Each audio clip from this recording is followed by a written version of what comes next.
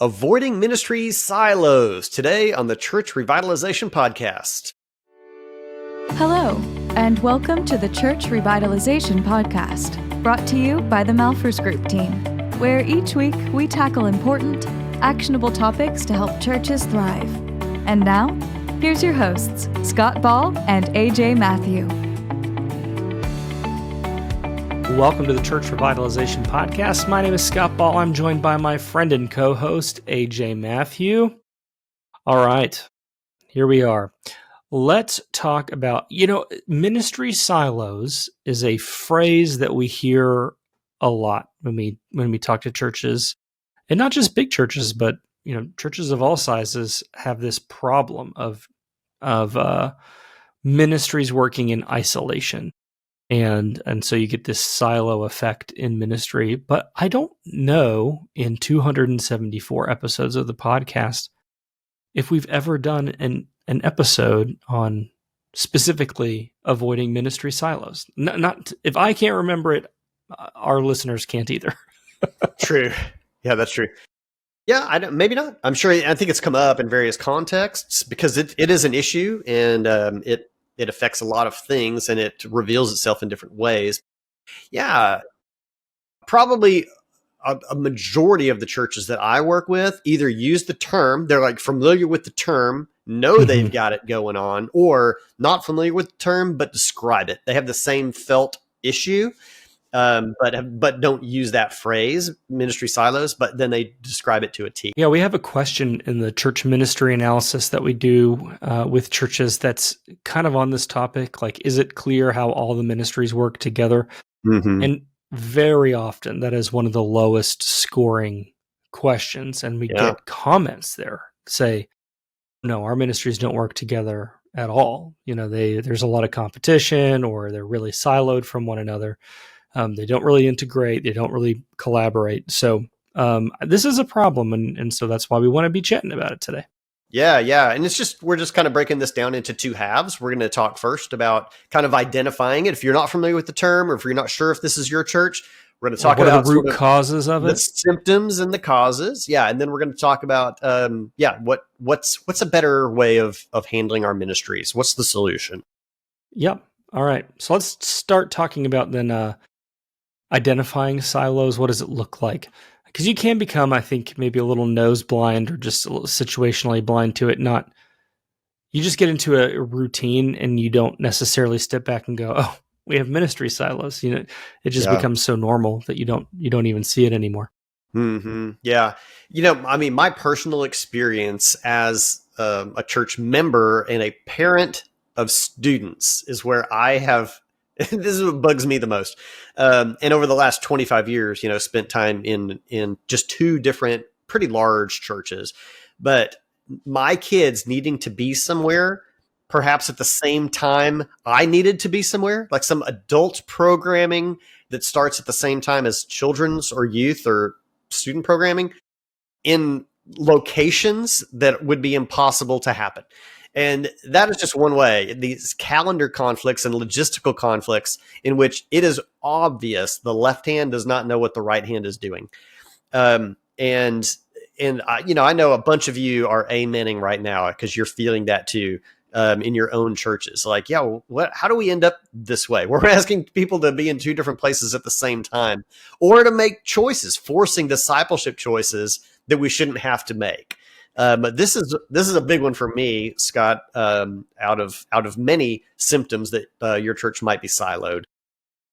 Yeah, I think these calendar conflicts can come to in terms of two different ministries making a major promotional push at the same time.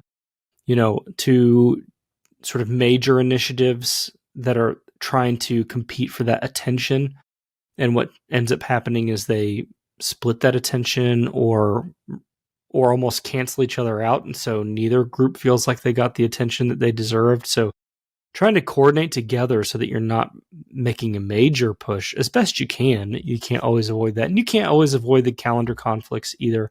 But even doing simple things like, good good staff meetings where you're going, all right, what's coming up next week? So you can strategize those things as best you can. I think another common symptom of ministry silos is resource competition. There's only so much pie. There's only so much budget. There's only whether you're talking about leadership resource or financial resource or attention resource, whatever it is. You do want to, in general, maybe have an abundance mindset, but the reality is there is only so many dollars. I was telling you this story off air, AJ, but I was on staff in a fairly large church, and this was, probably almost 20 years ago at this point. But we had a budget surplus 1 year of not inconsequential amount of money. I want to guess I want to say it was maybe in the neighborhood of $100,000. There's a lot of extra cash at the end of the day. And we were asked to come to a meeting with some proposals of what we thought the church ought to do with this extra money. You could make it for something for your ministry, or you could just make some general proposal of what you thought the church ought to do with the money. This was a staff meeting, ministry leaders meeting. Yeah. It was staff. It was just a staff. And so, we kind of put our stuff all together. I don't even remember what I had proposed. Because again, it was a long time ago. But we came into the meeting, and at the beginning of the meeting, the senior pastor said, okay, just so you know, half of this money is now going towards buying new risers, like the kind of risers you would only use on Christmas and Easter, like for a cantata or a production of some kind. They're not the ones that are out all the time. And we even had ones, but they were just getting a little older or whatever. But I'm thinking, well, yeah, they're getting a little older, but who cares? They're only out twice a year. Anyways, but it was going to cost $50,000 for the new ones. And so the pastor just said, well, we're buying those. And the worship guy, I still to this day, I don't know, how did he managed to get a meeting before the meeting to get his thing in? And what did he say? Like, what boot did he have to lick to get that $50,000 claimed before the meeting even started? Yeah. And so, I don't even remember what I had proposed, but can I just tell you, AJ, I had gone into that meeting thinking we were going to collaborate and work together and make a plan for how we were going to steward these resources that the Lord had blessed us with. And this was like surplus after we had put money away towards rainy day fund. Like this was like legit capital expenditure money that we didn't have a plan for. And I thought we were going to collaborate on that, and to come in there and go, nah, half of it's gone. It was so deflating as a staff person. And do you think that helped or hurt the silo situation among our staff? That sounds like an aggravating circumstance. Now with half of what's left, everybody now is clamoring for. Yeah, that's right. I'm like, oh, this is dog eat dog. This isn't a team. This is every man for himself, So we also see information hoarding. AJ, you can expound on this, but we interact with a lot of churches, and I think a lot of it's innocent. I don't think it's even intentional, but you've got the youth ministry has their own social media or like their own texting service that they have. That's not one that the whole church uses. That's sort of subdivided, but it's or social media accounts, or one ministry is using Dropbox, the other one's using Google Drive. The worship ministry is using Planning Center, but the rest of the church is on Shelby. Like there's all kinds of things like this where, I don't even know that it's malicious, but it happens and it causes problems. Yeah, usually it's not. Yeah. Well, my son just went to a weekend winter camp with our student ministry this weekend. I had to install 2 new apps on my phone to be able to communicate with the leaders and get pictures for the weekend. So, why? Can't, or do we already have things we can be using for this? But, these ministries, they just kind of spin up whatever they want to do next. And it's just not part of maybe of a more communicative plan, unified plan. So, yeah. And then we also see duplicate programs. I'm going to call on the carpet women's ministries. It's long overdue. I'll do it because you can't. I can't. No, What's I that even mean mean? I don't mean you. I mean listener. Okay, listener can't. The pastor listening Yeah. probably is not at liberty to call on the carpet their church's women's ministry. But you probably have. I mean, AJ, how often do we walk into a church and there's a whole discipleship plan, and then off in its own little bubble, like can't be touched. No one mess with women's ministry. They got their own Bible studies. They got the tea. And again, yeah, not and never malicious, always with the best of intentions. And I think I'm not going to say never malicious. I'm going to say rarely malicious. Yes, often territorial, often highly protected, very territorial. Mm-hmm. May or may not be malicious, but I have met the militant women's ministry leader, but rarely the militant men's ministry leader. There often is no men's ministry leader. True. Yeah. Actually, they're only doing it because nobody else will do it. Fun fact, the number one video of ours on YouTube, I think, is how to run a men's ministry in a church. Like, that's how it's certainly in the top 3. Yeah. Yeah. It's a mystery. No one knows how to run a men's ministry because most of the time, none of the men want to be there. So we do. Go watch that video. No, I'm just kidding. Yeah. The answer is what do we do with the guys while the women are doing 10 other things? So just do a prayer breakfast once a month. That always works. Okay. But anyway, so these are some symptoms. You got the calendar conflicts. You have this resource competition. You have information hoarding, or even just information siloing, different systems being used by different ministries, and duplicate programs. And so here's why they form. I think the reason why they form, AJ, is laziness. I think that's probably number one, is you didn't take the time to know that that the rest of the church already has a texting system, and rather than bother trying to figure that one out or to get added or onboarded or whatever, you just went and created your own. You know what I mean? Like, you didn't want to work through the proper channels. You didn't want to take the time, or ignorance. I mean, that'd be another issue. It's just like lack of communication. You didn't know that there was a texting system, so you, rather than taking the time to ask, you just did it yourself. That's almost like, to me, I think that's like second level down on the primary blame, because the reason they don't know is because, again, it's like circular logic. Because they're siloed, they don't know what's going on over here. The reason they don't know what's going on over here is because the upper level leadership is not in place.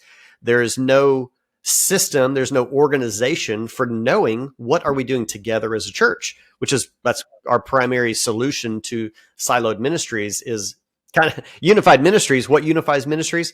Mission and vision Unifying first, ministry, and then a leadership pipeline second. We'll get into the details. Yeah. So a lack of accountability, definitely. I think that you might be right. I think that's probably number one on the list. It's just, if you as a ministry leader don't know who you are accountable to, and maybe even worse than that, and often happens, is you do know who you're accountable to, but that person never holds you accountable. Yeah. You don't have any interaction to anybody. Yeah. You're not really accountable. They're not really accountable. Yeah. And so you just do, you've never been given boundaries, positive or negative. Like you don't know. You just do stuff. And so you're trying to run the ministry because you were told that you're in charge, but you don't really know what you're doing, and you don't know what you should what resources aren't available to you outside of maybe what your budget is to spend. And so you just are like, well, I'm just going to go. I'm just going to do my own thing. And then you get mad, when things aren't communicated or aren't announced, or you can't get something in the bulletin or whatever. But you were never told, like, how do things get put in the bulletin? Who decides? Is there an actual plan for that? Or is it just who's on the secretary's good side, whoever makes the bulletin? You know what I'm saying? So, yeah, right. Just maybe there is no system. Maybe Maybe it isn't that it isn't communicated, there just isn't one. Yeah. Yeah. So, I mean, going back to these foundational things of mission and vision, and those are in kind of two different lanes. I mean, establishing mission in the church is necessary and good based on the Great Commission, especially. But that still, we have to have a system in place to even communicate that to our team, to all of our ministry leaders. One of the big questions that we get frequently going through our strategic envisioning, strategic planning process is we establish mission for the church. And then the ministry leaders are like, so we need to do that then? We need to create a mission statement for our ministry? And that's a hard no. That just feeds into siloed ministries. The mission of the church is the mission of the church, not some ethereal thing outside of actual functional ministry. That is what unifies us. We're all doing this together, but then getting more specific is when we start talking vision. Like what are the actual things that we're going to be working towards together?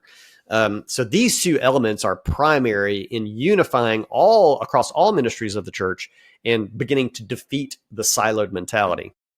Yeah. So let's dive into this solution a little bit more. It starts, as you said, with unified direction. And, I've worked with a lot of churches that it's usually the youth ministry, because they got some young gun in there who has their own purpose statement or mission statement. They've got their own vision or their own systems, and kind of corralling those guys and gals and going, no, we're going to have a church mission statement and you're going to fall under that. And it goes beyond that to shared systems, and good communication, and holding people accountable. You also need to be able to say no to things. When you have answers to questions, when stuff comes up, I do think that a lot of times, we're afraid of saying no to a leader and losing the volunteer. So we just let them do whatever they want because we're afraid of losing that volunteer. But that's not really good because it just contributes to these silos and no one really knows. The number of times we go into a church for strategic envisioning, AJ, and we're kind of mapping out all the ministries. And have you ever had this situation? I'm sure you have, where they just start asking around the room, hey, does anybody know what this thing is? What is this ministry? What does it do? They're supposed to be evaluating it, but no one in the room even knows what it is. Yeah. Usually right. The pastor will go, oh, Jim Smith runs that ministry. He's been doing it for 15 years. And then normally what comes after that sentence, AJ, is we're not going to touch it. Jim's been doing that for 15 years. He does his thing. Mm-hmm. We let him do what he wants to do. We're not going to tell him no. And I'm like, what is going on? This is crazy. Totally. Yeah. I mean, so kind of think about how does that play out? I mean, I just mentioned having a leadership pipeline in process for this. So when there's a thing that somebody's leading, and we're dealing with a room full of leaders, ministry leaders in the church. And so what is happening here is we've got the highest level leaders in the church, and not one of them has oversight responsibility over that individual that's leading another ministry. So that's right. That person, that outlier, isn't at the level that they should have been included in this strategic planning work.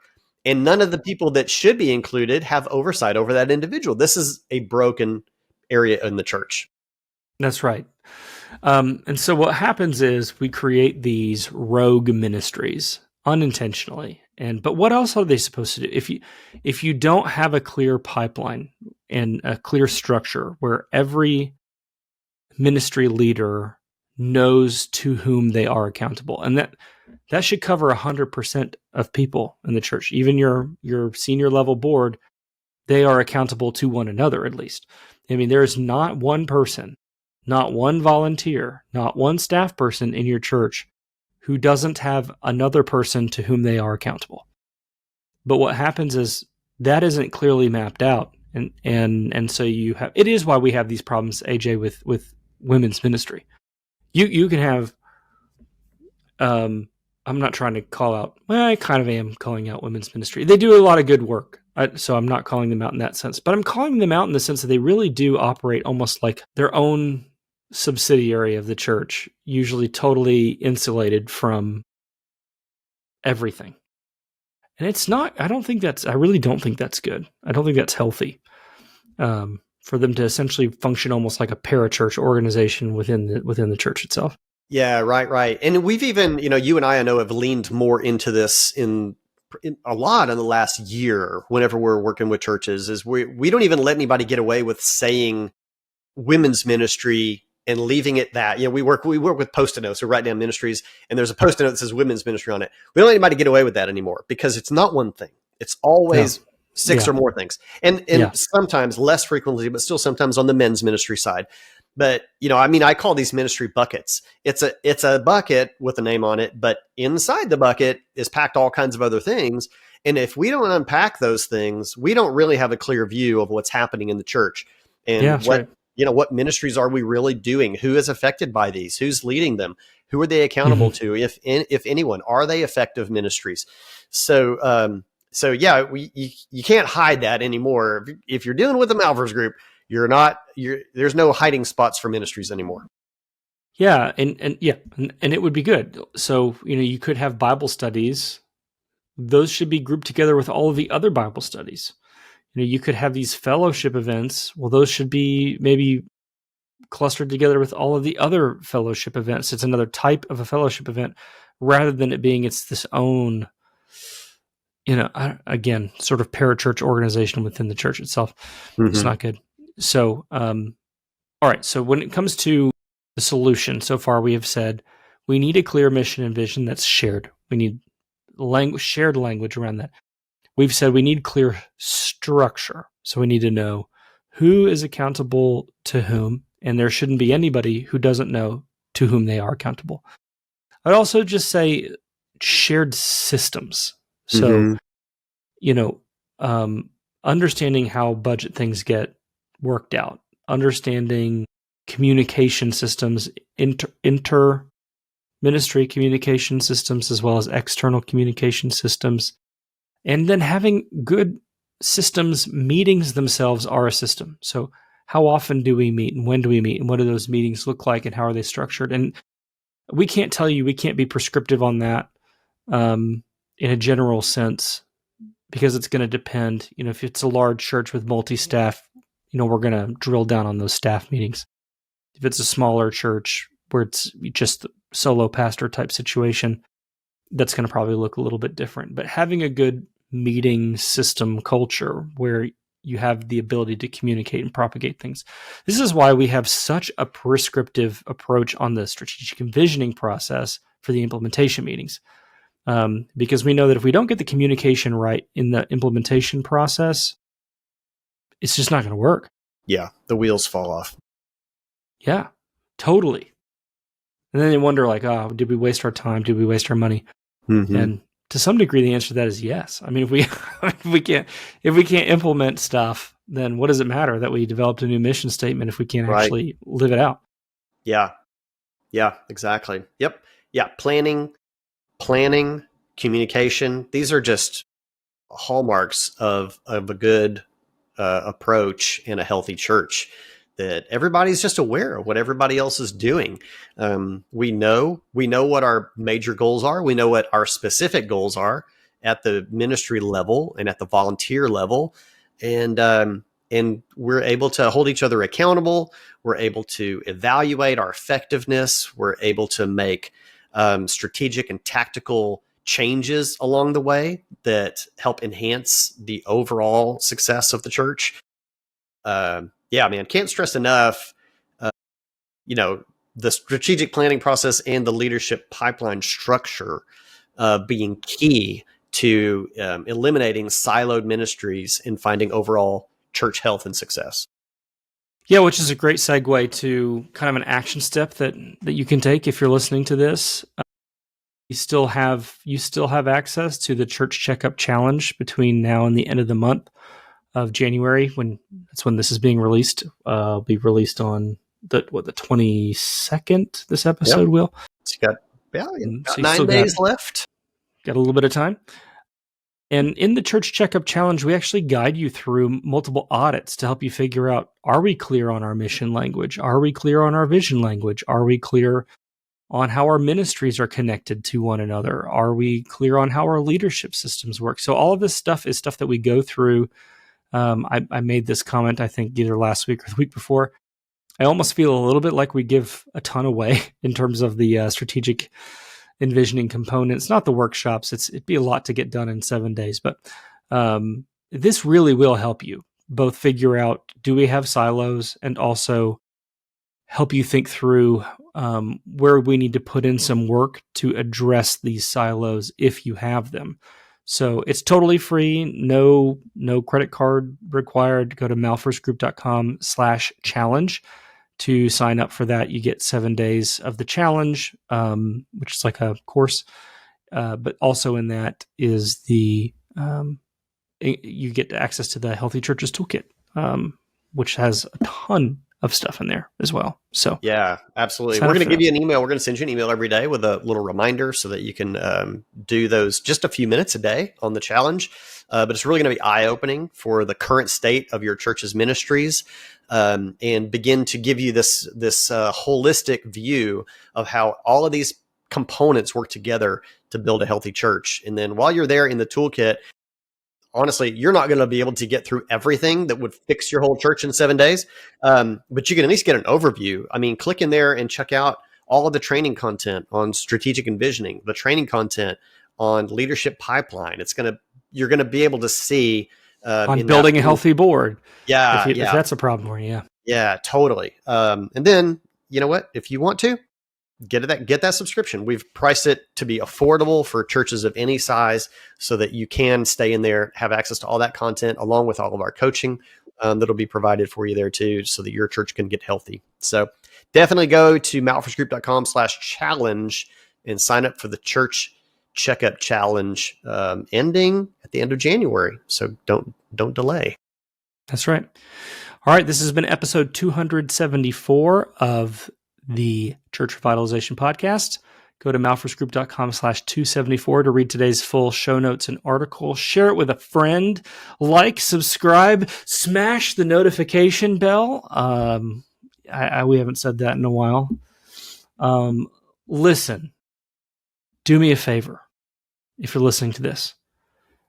I won't tell anybody, but just like in a couple of different tabs, throw open a couple more of our YouTube videos. You can even turn the volume all the way down. We are so close to being able to make tens of cents a month on our YouTube channel. Monetizing the channel. Yeah. It won't be big bucks. We won't be making a lot of money. We'll be making tens of cents. But, you know, the little satisfaction that would come from making tens of cents. You're already watching those ads on YouTube anyway, man. We need a few more. We need some more subscribers. We need a few more watch hours. And we have plenty of. We have enough subscribers. I mean, we could always use more. Yeah. So do that. We're a nonprofit ministry, constantly having to raise money to do what we do around the world. That's right. And you can also make a donation. You can make a donation on the Malfirst website, and you can go to YouTube and help us. And if you're not going to give us a donation, then please just at least throw on the YouTube channel in the background while you're working. You don't even need to listen. Just keep running up that watch time, please. Thank you. Feel good about yourself. All right. That's amazing.